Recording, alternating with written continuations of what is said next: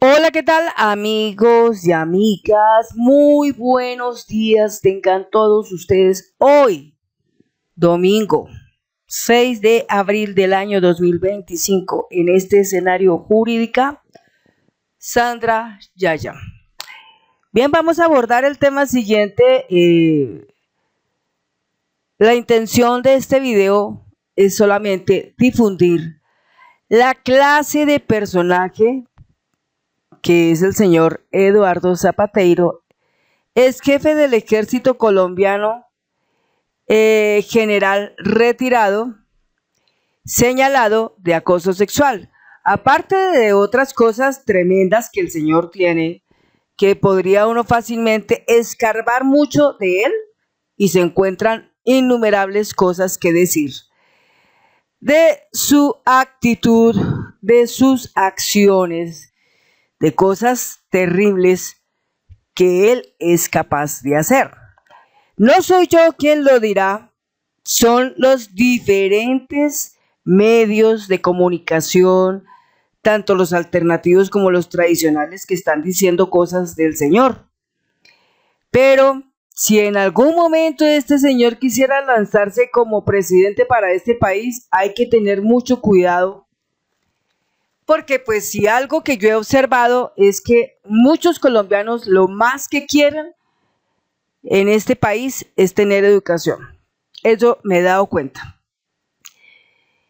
Porque la educación, mientras la haya, mientras existan personas que busquen promoverla, mientras existan personas que les afane y se tome la diligencia como tal para buscar de alguna u otra manera documentar a la gente en el plano de estos personajes de la derecha, que lamentablemente son como una piedra bastante fuerte en el zapato, brutalmente diría yo, que no dejan avanzar. Entonces aquí tenemos la nota periodística que la emitió El País.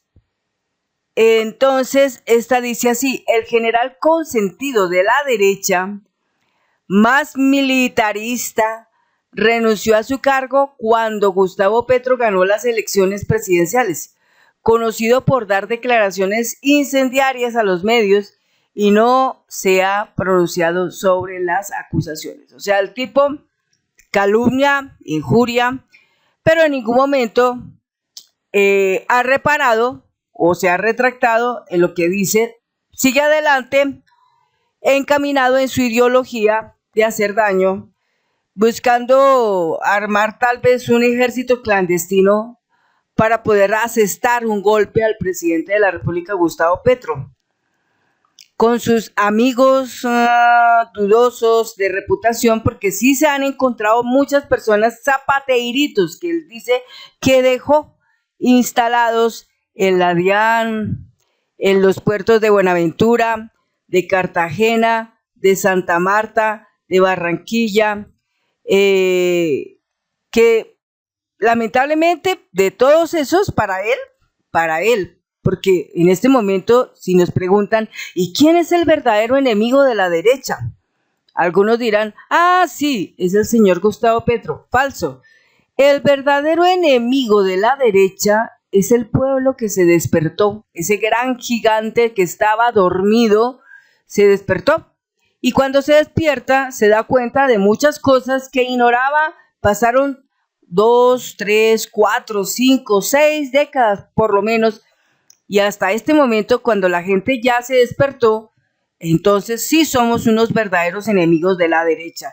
Y de verdad, como tal, nosotros sí vamos a acudir a las urnas y vamos a depositar nuestra soberanía para que sea representada por gente legal, honesta, honrada, asertiva, inteligente, sabia, empoderada, profesional, y no por no cualquier calidad de pelagatos que se ajuntan o se juntan para mirar a ver cómo le van a robar al pueblo. Se juntan para mirar a ver cómo deliberan, en qué manera trazan un plan para robarse en el erario público de este país, para mirar cómo a través de los contratos hacen mordidas, hacen las coimas, ponen los sobornos, chantajean, extorsionan, estafan, hacen fraude, hacen engaño, de todo tipo de artilugio, eso sí. Entonces, frente a todo esto, si algo que yo he observado en los últimos días es que el pueblo colombiano está cada día mejor preparado en materia de la historia de Colombia y cada día está más consciente de que realmente lo que nosotros tenemos que elegir súper, pero súper, súper bien es el poder legislativo. Es decir, el Congreso es nuestra primera tarea esencial, saber definir los hilos, el destino, el camino de Colombia, eligiendo correctamente la gente del Congreso.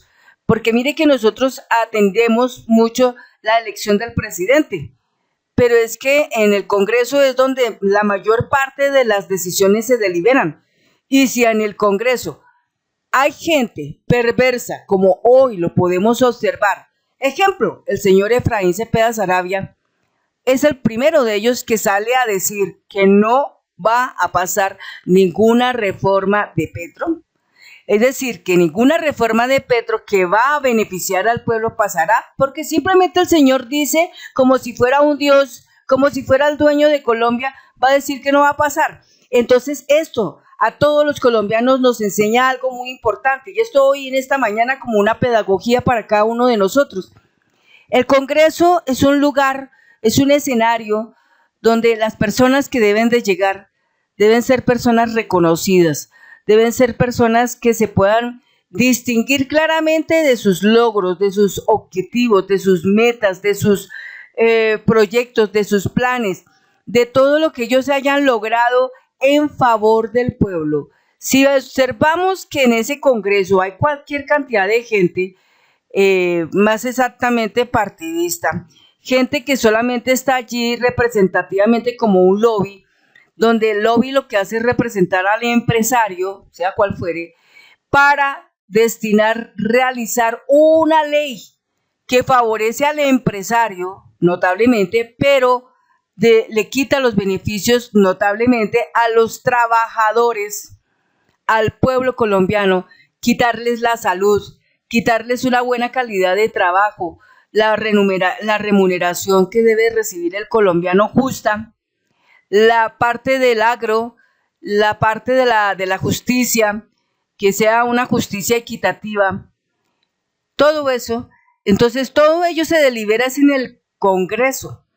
En el Congreso es donde generalmente suelen darle propiedad y poder para que estos generales, que lastimosamente como el señor Eduardo Zapatero han sido cuestionados terriblemente, llegó así a ser general y todo eso, a pesar de que el señor tiene presente, está comprobado, existen notas, existen muchas cosas, muchas evidencias que lo recalcan, que lo dejan como una figura que es malévola y que lamentablemente hoy por hoy se está escuchando, a través de notas periodísticas se escucha que él tiene nexos con el clan del Golfo. No sería algo que de pronto uno dudara, porque sí puede ser. Puede tener nexos con el ELN y obviamente esa actuación que tiene el señor Eduardo Zapatero, que es muy ruin, que la vamos a mirar acá porque se ha señalado como un acosador sexual. Entonces veamos la nota que tenemos acá. Esta nota la emiten el día 31 de marzo del año 2025. La periodista Camila Osorio, quien a través de este escenario del país nos dice lo siguiente: ¿quién fuera el hombre más poderoso del ejército colombiano entre el 2020 y mediados del 2022? El general Eduardo Zapatero es conocido por hablar de más. A diferencia de la tradición castrense de mantener un bajo perfil en el debate público, y abstenerse de participar en política, el entonces comandante se hizo visible al criticar públicamente a Gustavo Petro, entonces candidato en el 2022. Entre la derecha más guerrerista, su paso por la comandancia lo convirtió en un símbolo recordado por su onomatopeya favorita, Ajúa, un llamado al arrojo, justicia, unión y abnegación. Este domingo, sin embargo, le ha estallado un escándalo de índole muy distinta. Se reveló que una contratista del ejército lo ha señalado de acoso sexual. El general no se ha pronunciado sobre los señalamientos. El periodista de investigación Daniel Coronel develó el caso en su portal Los Danieles, en los documentos de un proceso judicial sobre otro asunto. Encontró que la abogada Liliana del Pilar Zambrano Ruiz recibió comunicaciones del general entre agosto y septiembre del 2021. Reveló pantallazos de mensajes de WhatsApp, entre comillas: déjeme verte después, sí, a cabeza en tus cucos interiores o sin nada. Le escribe en uno. Ella responde con un emoticón de sorpresa y Zapatero insiste. Bueno, listo. No he dicho nada. Cuidado, vas al baño. Cuando todo se hace, quiero verte. Hazlo. Coronel dijo que por respeto a la víctima no revelará otros mensajes de acoso a los que tuvo acceso. El lunes, en el programa Reporte Coronel de W Radio, reveló que Zapatero borró varios de los mensajes a Zambrano cuando temía ser denunciado por acoso sexual.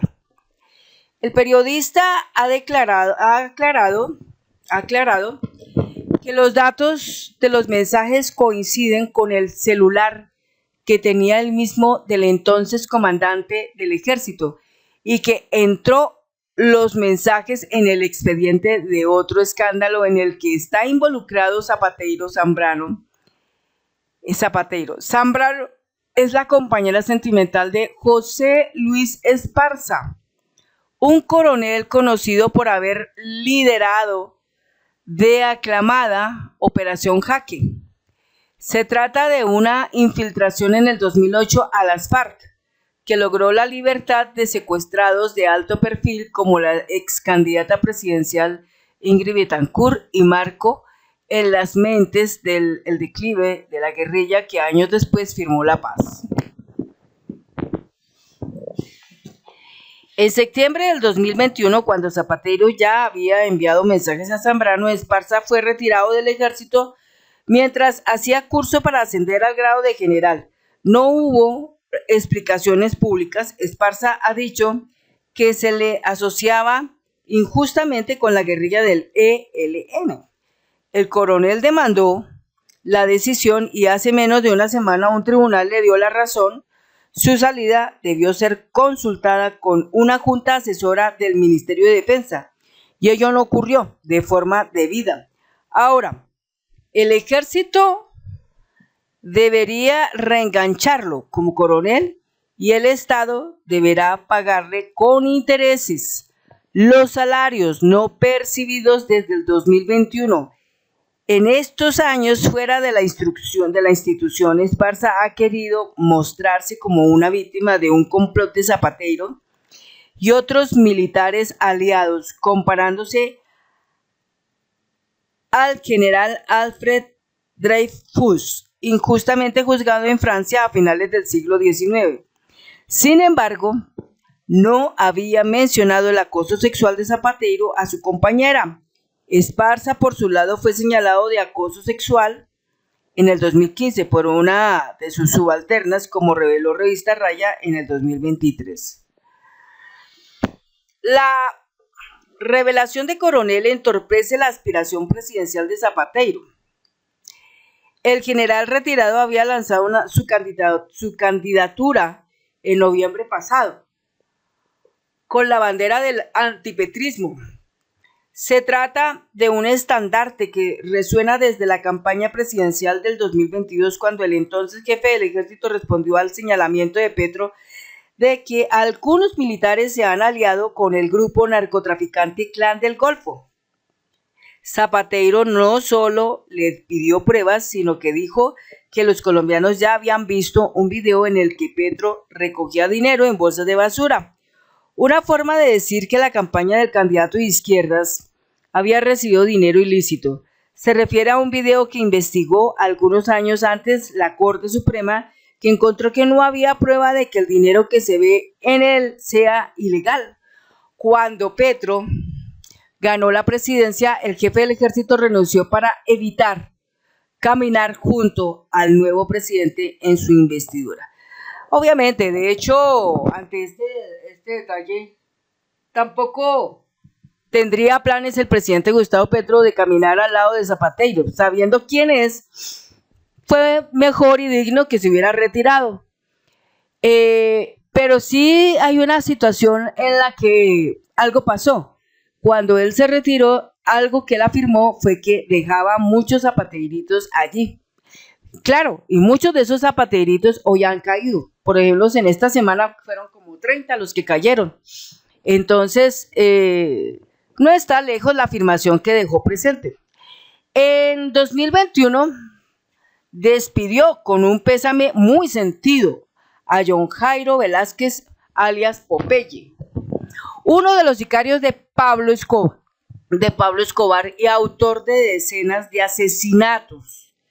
En el 2022, cuando el Tribunal Jurisdicción Especial para la Paz dijo que en Colombia hubo al menos 6.402 falsos positivos o mal llamados falsos positivos, casos en los que militares asesinaron a civiles para presentarlos como bajas en combate, conocidos como los falsos positivos. Zapateiro dijo implícitamente que los magistrados eran, entre comillas, víboras venenosas y perversas.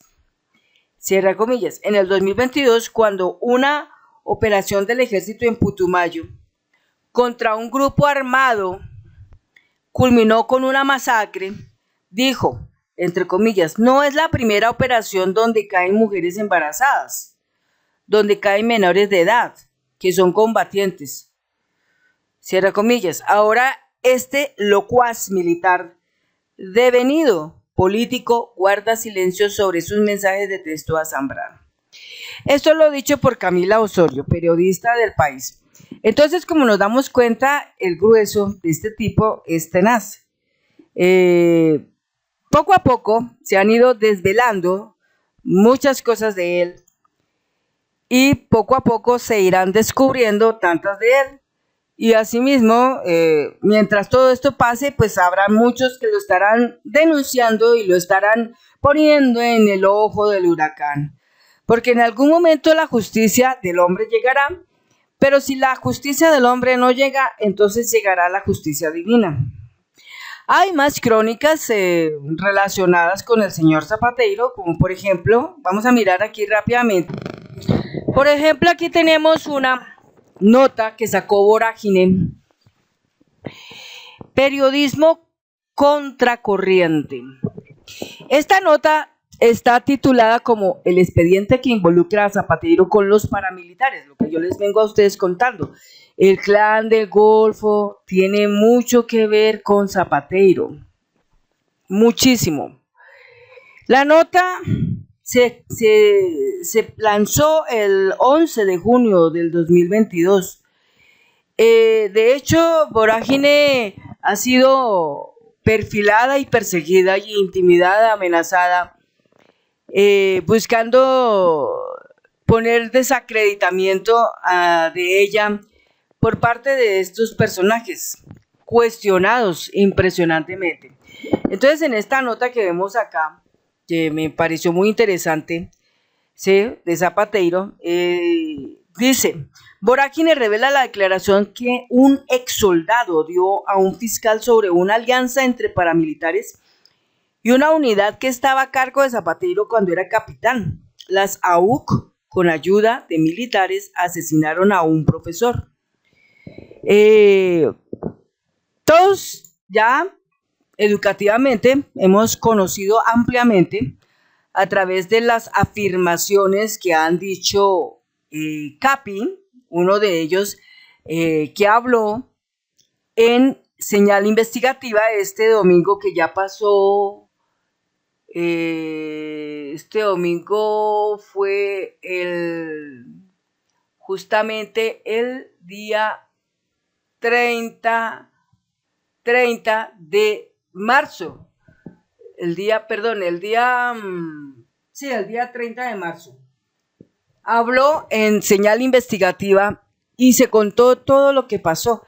Capi es un ex militar que después se convirtió en paramilitar, trabajó con el Bloque Metro, fue testigo tenazmente de todo lo que pasaba, de testigo de masacres, de secuestros, robo de combustible, alianzas entre militares y paramilitares, entre militares y paramilitares.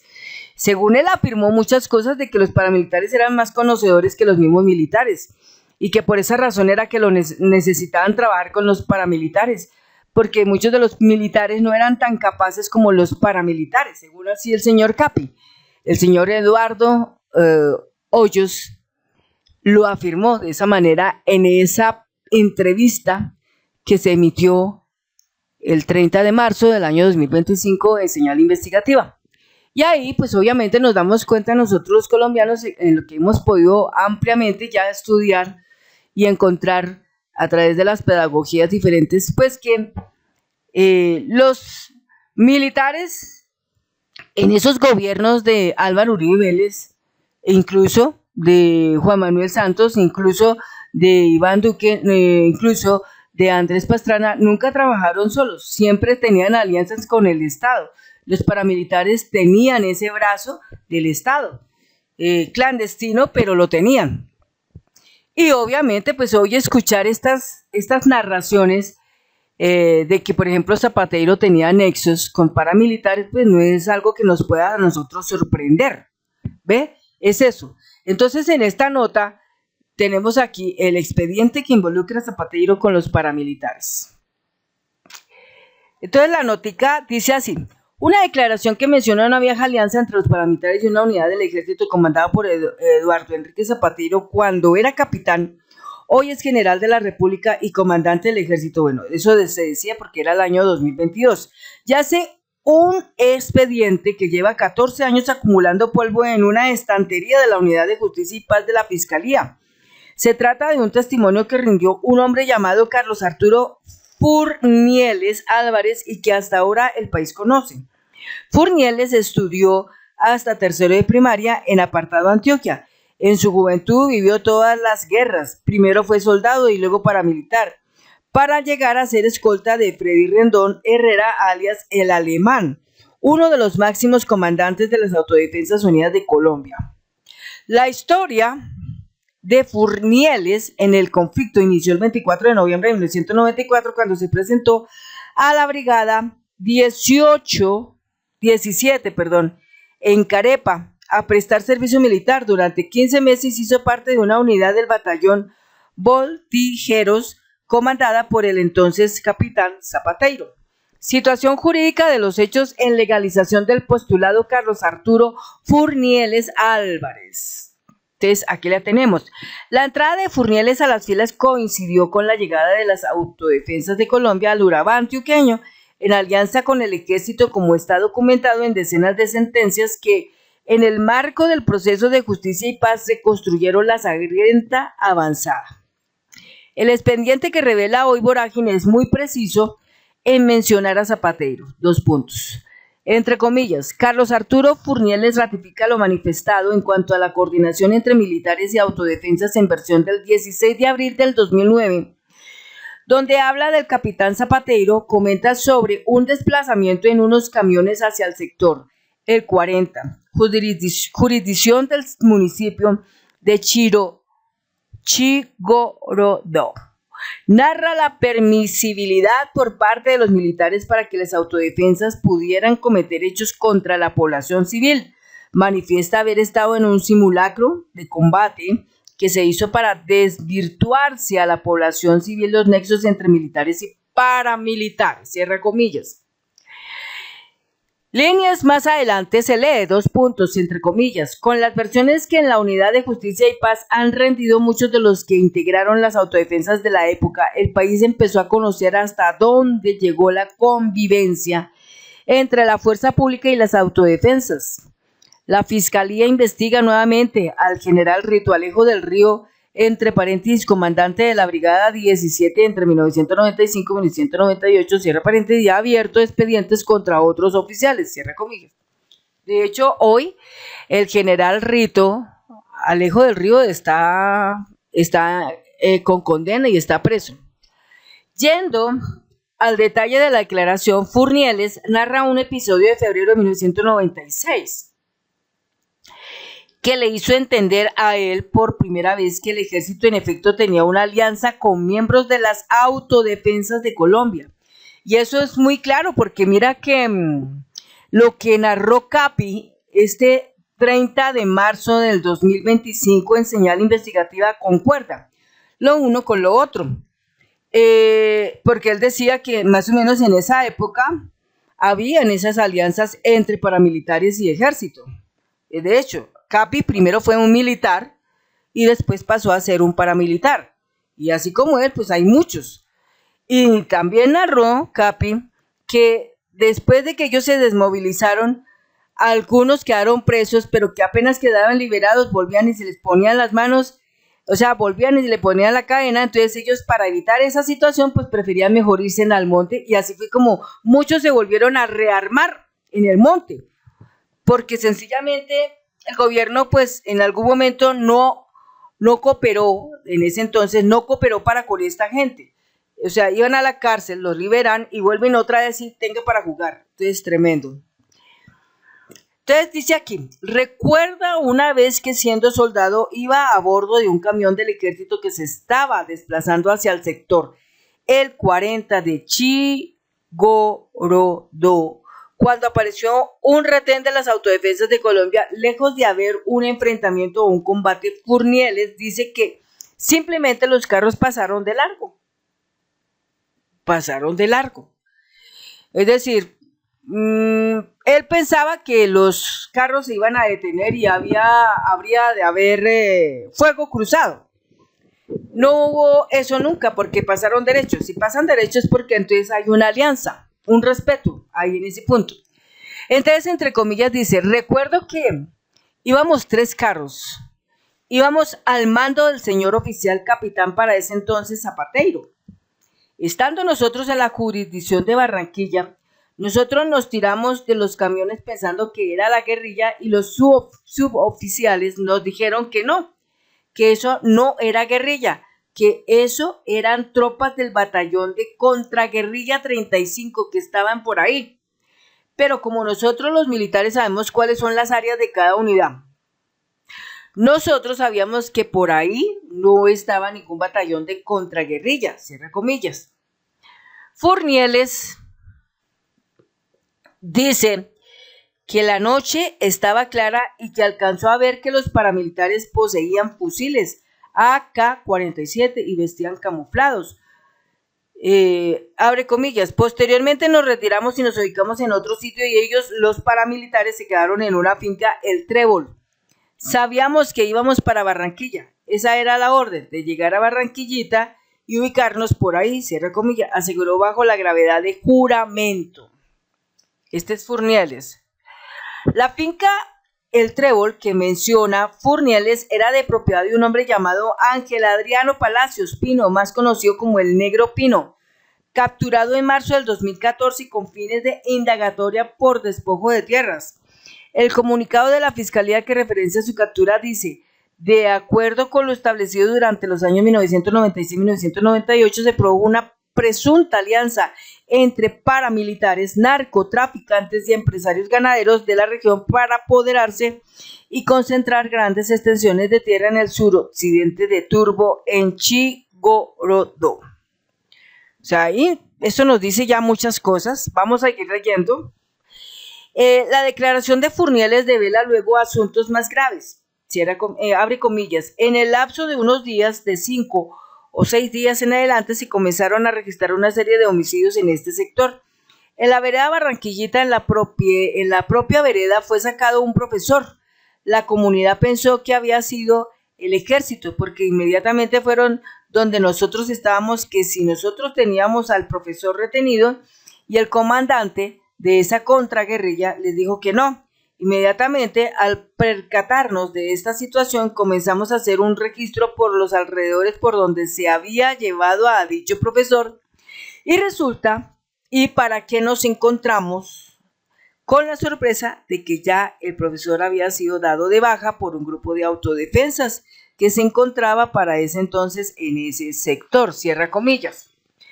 Frente al asesinato del profesor Furnieles, dice que el ejército no hizo nada, entre comillas. Posteriormente no se hizo nada de ninguna clase de operativo. El capitán informó a los que se hacen el levantamiento, hicieron el levantamiento, y hasta donde tengo entendido creo que se llevaron el cadáver hacia Chigorodó, cierra comillas. Entonces recordemos que el capitán, ¿quién era? Zapateiro. Furnieles Furnieles habla también del asesinato de un señor que vendía pescado en una moto. El fiscal le pregunta a Furnieles, ¿ese profesor era una persona conocida en Barranquillita? A lo que contesta dos puntos, entre comillas, era un docente de la comunidad. Era muy conocido en la comunidad porque la comunidad protestó, buscó, cierra comillas. Pregunta al fiscal, ¿quién le dio muerte a ese señor? Furnieles, entre comillas, si nosotros nos encontramos con un grupo al margen de la ley que no es ejército y que tiene armamento de guerrilla y no nos dispara, nosotros, en la mentalidad de nosotros, son las autodefensas. Y para esos días comenzó a murmurarse que ya las autodefensas estaban en esa región y las muertes que se venían presentando, cierra comillas.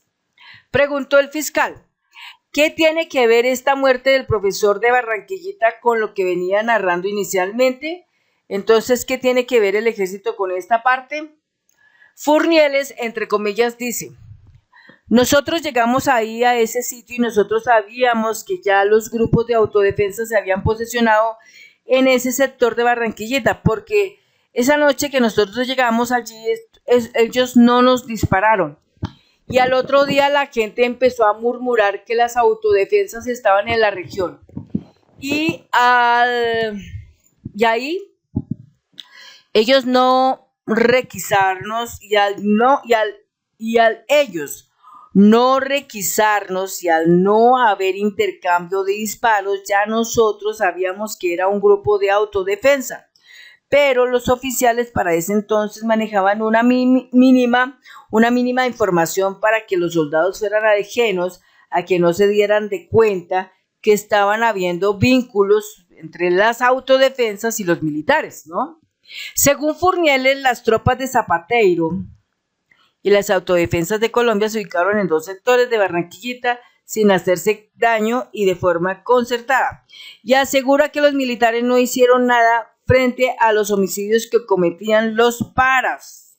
Nosotros nos dábamos cuenta que había muertos, era porque los familiares iban y nos informaban que se habían desaparecido un fulano, que se había desaparecido el que vendía el pescado, que no aparecía el otro, y sucesivamente se fueron presentando esa serie de homicidios en ese sector de Barranquillita.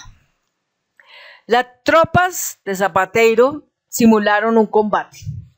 Y aquí es donde Furnieles habla de un simulacro de combate que la unidad comandada por Zapateiro hizo para legalizar munición y dar la impresión ante la comunidad de que estaban atacando a los miembros de las autodefensas. Eso dice, ocurrió 10 o 15 días después del asesinato del profesor. O sea, ahí nos dice claramente, Zapateiro sí tenía vínculos con los paramilitares. O sea, no es una nota en donde uno esté presuntamente diciendo las cosas como que será que sí, no, sí existió esa razón. Por ende, hoy hay que tener mucho cuidado cuando estas notas se dicen, porque si algo que yo conozco es que cuando uno va a decir algo y si eso no está concretamente investigado, pues ahí es donde entra la cuestión de la infamia y la calumnia. calumniar uno a las personas con falsas pruebas, calumniar uno a la gente cuando no hay pruebas, eso es grave. Pero aquí esta misma nota de Vorágine, que es uno de los que trabajan en el periodismo, que inclusive ellos han sido, han intentado censurarlos, porque todas sus notas periodísticas son bastante interesantes y muy ciertas, de mucha veracidad, por lo cual mucha gente los visita permanentemente para conocer las notas periodísticas que ellos tienen acerca de todos estos temas, muchos de ellos relacionados con el conflicto armado en Colombia y de sus principales protagonistas en ella. Bueno, entonces dice más acá, entre comillas, el coronel que toma la decisión de que ataquemos esa base donde están las autodefensas, hicimos un ataque como quien se dice, hicimos un simulacro porque nosotros sabíamos que ellos estaban a 100 metros de la carretera y la mayoría de los fusiles que se dispararon fue hacia el río. O sea, que en ningún momento le disparamos hacia el objetivo que era donde ellos estaban. ¿Sí? O sea, ¿por qué hacían esto? Era un simulacro. ¿Para qué lo hacían? Para legalizar el material bélico. Tremendo. O sea, siempre jugando con los engaños. Pregunta el fiscal, pero dice usted que eso fue un simulacro, ¿por qué dispararon al aire? ¿Quién dio la orden de disparar al aire? Furneles, el oficial que se encontraba. Fiscal, ¿y quién era ese oficial? Furneles, el que ya le informé. ¿Quién? ¿El fiscal, el capitán Zapateiro? Responde Furneles. Y el suboficial, el sargento para ese entonces López, no recuerdo el apellido. O sea, sí afirma que fue Zapateiro y un sargento. Fiscal vuelve y pregunta, ¿cómo le dio Zapateiro la orden al grupo en el cual estaba? Furneles dice, no, esa la dio fue el suboficial, o sea, el sargento. El que hiciera una escuadra, que hiciera un registro, porque nosotros nos encontramos antes de llegar de Barranquillita. Fiscal dice, sí, pero ¿usted hizo parte de ese grupo que disparó al aire? Furneles responde, sí. Fiscal, ¿y a usted qué le dijeron? Furneles responde, entre comillas, a nosotros nos informaron que íbamos a hacer un desplazamiento hacia ese sector, o sea, la información era que había un grupo ahí, pero que no podíamos disparar en ningún momento hacia adentro de la finca, sino todo como parte que la comunidad se diera cuenta de que nosotros sí estábamos atacando a las autodefensas, ¿no? O sea, era como una especie de teatro lo que estaban ahí haciendo en ese momento. El fiscal vuelve y le pregunta, pero ¿usted hacía parte del ejército que estaba en la zona y que actuó allí? Díganos en qué consistía esas alianzas. ¿Cómo sabe usted que existían acuerdos previos? Furneles dice, entre comillas, simple señor fiscal, eso es lo más sencillo del mundo. Si estamos en una región donde hay un grupo al margen de la ley y está el Ejército Nacional y no lo atacamos, es porque hay nexos. Y no lo atacamos, es porque hay nexos. Yo no puedo entrar a profundizarle, a decirles cosas que de pronto yo voy a ponerme a improvisar más de lo que no sé. Yo le digo lo que estoy viendo. Vorágine contactó al general Zapateiro y le compartió las declaraciones de Furneles en bruto, tal cual aparecen en el expediente para obtener una respuesta. No desmintió nada de lo que dijo Furneles. Esto fue lo que contestó a través del personal de prensa del ejército. ¡Hombre! O sea, Zapateiro confirmó, o sea, no negó, no cambió la versión. Tremendo. Sobre la información que usted nos ha compartido, se evidencia con total claridad que el versionado manifiesta que no recibió en ese entonces ninguna orden por parte del señor capitán Zapateiro, por lo que en atención a ello no se tiene vinculación alguna sobre los hechos que refiere. Además, como corresponde a la información jurídica del señor general Zapateiro brindada por la Fiscalía y la Procuraduría en el año 2020 ante el Congreso no da cuenta de requerimientos que hayan existido relacionados con estos hechos. Pero también hay que recordar, amigos, amigas, quién estaba en la Fiscalía en el 2020. Francisco Barbosa. ¿Y quién estaba en la Procuraduría en el 2020? Bueno, inicialmente Pipe Córdoba. ¿Y después quién pasó? Margarita Cabello. Entre los que están ahí, todos ellos se unen y se forma un plan de alianza en el cual nos callamos y no decimos nada. Pues así las cosas pasan, ¿no? Entonces, dice así, otra nota, dice, así mataron al profesor con ayuda del ejército, o sea, autodefensas y ejército matan al profesor. El asesinato y descuartizamiento del profesor Jesús María Barreneche Zuleta, el mismo que menciona Furnieles, es un hecho de barbarie que quedó grabado en la memoria de los habitantes de Barranquillita, un pequeño caserío de una sola calle, que para 1996 se ubicaba a orillas del río León en Chicorodó. Vorágine habló con varias personas de la comunidad, entre ellos un hombre que estuvo en el momento en que se llevaron al profesor Chucho, como lo llamaban de cariño. Barreneche era el rector de la concentración educativa de la Inspección Departamental de Barranquillita. Llevaba 17 años como educador y era líder cívico y comunitario. No, pues es que si era líder cívico y comunitario, pues, ¿cómo no? Le iban a quitar la vida, imagínate.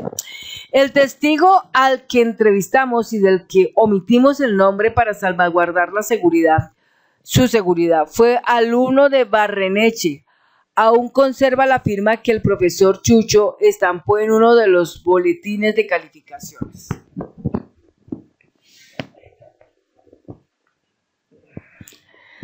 Los hechos ocurrieron el 3 de febrero de 1996, entre comillas. Eso fue así de rapidez. Ellos entraron y se lo llevaron de una vez. Ellos no le mandaron a decir nada. Llegaron tipo 9 de la noche. Entraron los camiones y el personal atrás entraron a la casa de él a buscarlo. A uno de los compañeros de estudio le mocharon un pedazo de oreja. El muchacho vivía con él ahí en ese entonces. Ese pelado estaba entre los 13 o 14 años. Entonces, vorágine. ¿Cómo fue exactamente? Testigo, entre comillas. El pelado se puso a llorar, entonces le mocharon el pedazo de oreja. Y le dijeron que se perdiera de ahí o si no también se lo llevaban. Para esa época el testigo tenía 14 años, estaba en noveno de bachillerato, entre comillas. Me acuerdo que esa noche estábamos viendo televisión en la calle, en esos pueblitos pequeños ponen el televisor afuera. Estaban los muchachos ahí reunidos cuando pasaron con el profesor amarrado. Lo jalaban con unos lazos con las manos hacia atrás. Vorágine. ¿Cómo estaba vestido el profesor Barreneche? Testigo, entre comillas, llevaba una pantalonetica roja, porque él era muy hincha de Medellín y yo era del Nacional, por eso había una comunicación de él conmigo. Cuando ganaba Medellín, él me molestaba y lo mismo yo cuando ganaba Nacional. Llevaba una camiseta blanca con vivos rojos, también de Medellín. La camiseta la llevaba en el hombro, iba descamisado y se lo llevaron amarrado. Vorágine. ¿Alcanzó a ver algún uniforme del ejército entre los hombres que llegaron en los camiones? Testigo, entre comillas, no. Sí supimos que iban revueltos soldados y paramilitares. Recuerdo ver los uniformes de las autodefensas. ¿Escuchaste alguna vez mentar a Palillo? Era uno de esos asesinos, era uno de esos manes. Vorágine. ¿Ustedes se escondieron esa noche? Testigo, entre comillas, nada. Porque los manes llegaron a donde nosotros estábamos, nos hicieron tirar al piso a todo el mundo, a todos los que estábamos ahí. Y nos dijeron, aquí va a pasar un señor que sí sabe que ustedes son de la guerrilla. No queda ni uno aquí en su casa, no se responde. Cierra comillas. Y prosigue, abre comillas. Gracias a Dios el informante pasó y como era muy conocido en el caserío, dijo que ahí no había nadie, colaborador de la guerrilla. No señaló a nadie porque él era compañero de los manes que estaban ahí, la comunidad, cierra comillas. Vorágine. ¿Usted conocía al informante? Testigo, entre comillas. Exactamente, llegaron con un informante que era de ahí mismo del pueblo. Le decían el Bota. Perdón, le decían el Bola. Y solamente señaló al profesor Chucho de entrada. ¿Sí me entiende? Vorágine. ¿Qué pasó después de que se llevaron al profesor Barrenechea? El testigo, entre comillas. A él lo asesinaron el sábado en la noche y el martes lo fuimos a desenterrar, a recoger. Llegó la Cruz Roja para irlo a desenterrar. Se pidió permiso de ahí de la Junta de Acción Comunal, se habló con esa gente para que dieran permiso y poder ir a recogerlo. Se tomó la decisión de hacer una comitiva y se fue a desenterrar. Dieron las coordenadas y dan por ahí en el kilómetro 18 vía Las Babillas, la Panamericana que llaman. Cierra comillas. Vorágine. ¿Qué encontraron? Testigo, entre comillas. Esta vez fuimos como 5 personas, iban como 4 de la Cruz Roja, el resto de ahí mismo del pueblo. Lo encontramos a la orilla de la carretera, como a 4 metros de la orilla, en un caño, al lado de un palmito semi-enterrado, porque no estaba ni enterrado del todo. Comenzamos a excavar con una palita y como a una cuarta ya estaba el cuerpo de ahí para abajo. Vorágine. ¿Es verdad que estaba desmembrado? Testigo. Cierra, entre comillas. Sí, señor. Las piernas, apenas tenía el tronco. Duro, muy duro. Tremendo. O sea, le quitaron las piernas. Uy, terrible, oiga. Es que yo siempre he dicho que los paramilitares eran gente sangrienta. Y son sangrientos, son terribles, son malos, son perversos.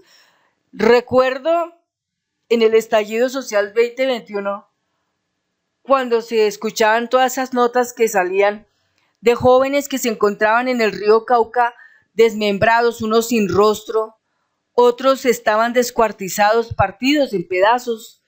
Era impresionante. Y es que todas estas cosas, pues los únicos que hacen esto son los narcotraficantes y los paramilitares. Esto es bárbaro, muy bárbaro escuchar todo esto que sucede en Colombia, pero es la realidad.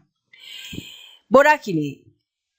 Estos señores de las autodefensas actuaron con permiso del ejército, trabajaban de la mano, testigo, entre comillas. Esa cosa, si te digo, que te digo yo, usted sabe que eso sí fue así. O sea, afirmando, sí señor, había la alianza. Vorágine. Entre los que llegaron por el profesor, ¿había militares revueltos con miembros de las autodefensas? Testigo, entre comillas, había unos que eran, si me entiende, del mismo batallón. Yo te digo porque esta información la dio del mismo muchacho, el informante, un día ebrio en el Liceo Departamental de Chigorodó, Antioquia. Como él era muy amigo de nosotros, él sacó esa información así a flote. Dijo que a Chucho lo catalogaron como una persona que cogía personas para llevárselas para la delincuencia, para la guerrilla. Eso fue el montaje que le hicieron a él. Vorágine. Lo acusaron de ser aliado de la guerrilla. Testigo, entre comillas, sí. Y ese fue un montaje porque eso no pasó. Esa fue una mala información que dicho sujeto dijo porque el muchacho tuvo un problema con el rector. Entonces lo cogió en la mala y por cogerlo en la mala se lo tiró de enemigo, porque si hubiese sido así, como dijeron muchos que lo encochinaron ese día, entonces habían matado o se habían llevado por ahí a 7 porque eran compañeros de él. Y usted sabe que allá había gente que estaba en su vuelta con la guerrilla. Vorágine. ¿Recuerda el apellido Zapateiro? Testigo, entre comillas, exactamente. Y otro comandante que le decían Jean Paul, el apellido Zapateiro, claro, era comandante de esa época. Vorágine. ¿Recuerda algún otro asesinato? Testigo, entre comillas, hombre, por esos días fue que hubo el desenlace. Está el caso del difunto Pelusa, que es de apellido Rincón.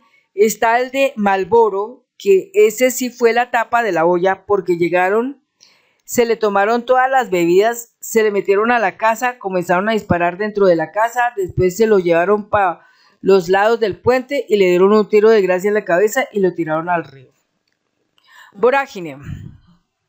¿Nos quiere compartir algún recuerdo del profesor Berreneche? Testigo, que era el rector del colegio en el que yo estudiaba. Estudiábamos hasta 10º ahí. Era un señor calidoso, muy allegado a la comunidad. Él era una persona que se hacía querer de la gente, era un líder de Barranquillita, donde nosotros vivíamos. Era un señor delgado, medía más o menos unos 65 metros, no era muy moreno, sino acanelado, y era una persona muy cariñosa. Yo me veía con él todos los días porque vivía muy cerca de la casa de él. Todos los días comentábamos de una cosa y de otra. Él era muy carismático. Una vez nos fuimos para la orilla del río León y estaba ahogando. Me estaba ahogando. Me tocó a mí y a otro compañero ayudarlo a sacar porque no sabía nadar. El río quedaba ahí mismo en el pueblecito. Tal como lo dijo Furnieles en su declaración, el pueblo protestó por la muerte del profesor Chucho, así quedó registrado en una noticia de la época en protesta por el crimen de Barreneche Zuleta, así como por los crímenes y amenazas contra educadores del departamento. Miembros del magisterio realizaron un paro de 48 horas. El asesinato del profesor Chucho está impune y nunca se investigó. Entonces, ¿esto qué nos dice? Y esto es una nota del año 2022. Está bien que pues al día de hoy, pues los que puedan tomen nota, pero ojalá estas cosas que sucedieron no queden impunes, porque es que muchos de ellos cometen cosas terribles y quedan impunes y pues lamentablemente todo se queda así en el olvido. Entonces, todas estas notas que se acaban de decir hoy en este video nos muestran con evidencia la calidad del señor Zapateiro. Es una persona mala. Es tanto tan mala que el tipo también, así mismo como es malo, también se muestra ser muy cobarde. O sea, el tipo es como frentero mientras tiene al lado gente que lo respalda. Pero cuando el señor está solo es totalmente cobarde. Cobarde, cobarde. Tan cobarde que lo que le habían dado de cargo allá en el Tolima, la gobernadora del Tolima, renunció y simplemente se fue. Amigos y amigas, hasta aquí termina este video. Muchas gracias, nos vemos en un próximo video. Hasta pronto.